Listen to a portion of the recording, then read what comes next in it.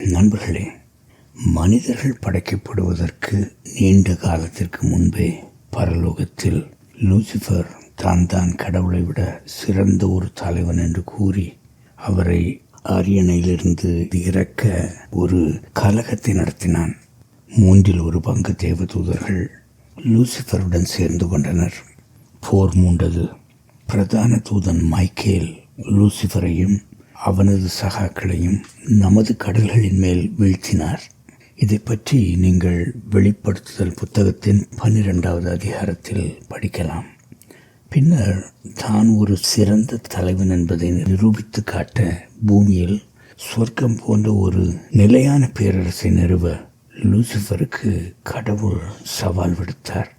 எனவே சாத்தானான லூசிஃபரும் சுமேரிய, அசிரிய, எகிப்திய, பாரசீக, இந்திய, கிரேக்க மற்றும் ரோமர் போன்ற பல ராஜ்யங்களை உருவாக்க முயன்று தனது அனைத்து முயற்சிகளிலும் தோற்று போனான். உண்மையில் இயேசு தன்னை வணங்கினால் அந்த அனைத்து ராஜ்யங்களையும் அவருக்கு கொடுப்பதாக கூறி அவரிடம் ஆசை காட்டினான்.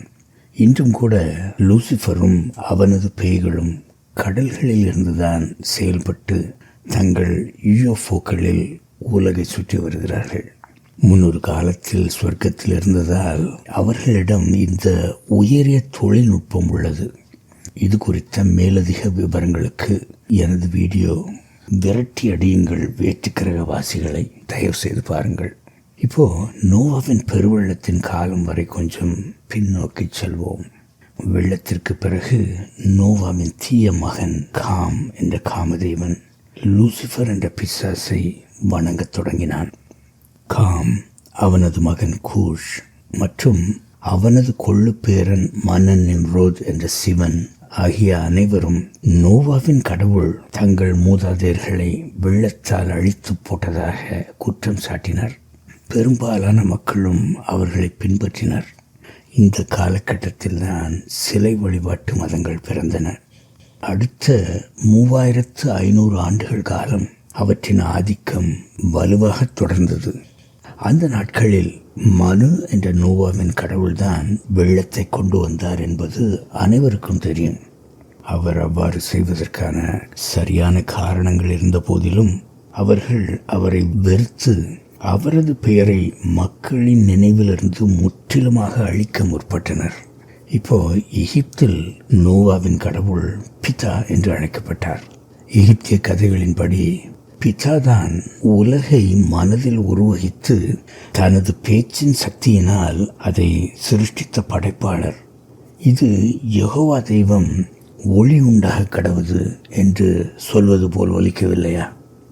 சரி, வெள்ளத்திற்கு பிற்பட்ட அந்நாட்களில் நோவாவின் பேரன் கூஷ் எகிப்தை ஆண்டு வந்தார்.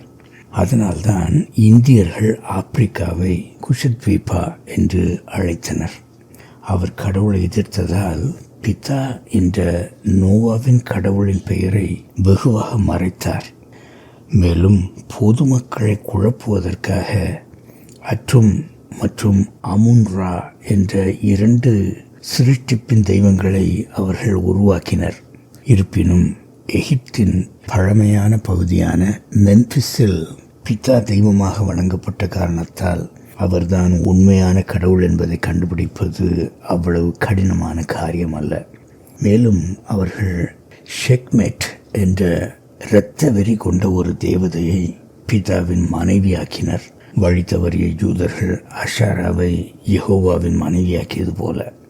இப்போ எகிப்து பண்டைய இந்தியாவின் மீது ஒரு குறிப்பிடத்தக்க தாக்கத்தை ஏற்படுத்தியதால் பிதாவை இந்தியாவிலும் காணலாம் என்பது பலருக்கும் தெரியாத விஷயம். இந்தியாவின் வேத கடவுளான இந்திரன் எகிப்தின் மிஸ்ராயிம் ஆவார். இதன் காரணமாக அவரது காலத்தின் பல தாக்கங்கள் இன்றும் இந்தியாவில் உள்ளன. உதாரணமாக சிருஷ்டிப்பின் கடவுள் இன்றும் இந்தியாவின் பல பகுதிகளில் பிதா என்றுதான் அழைக்கப்படுகிறார்.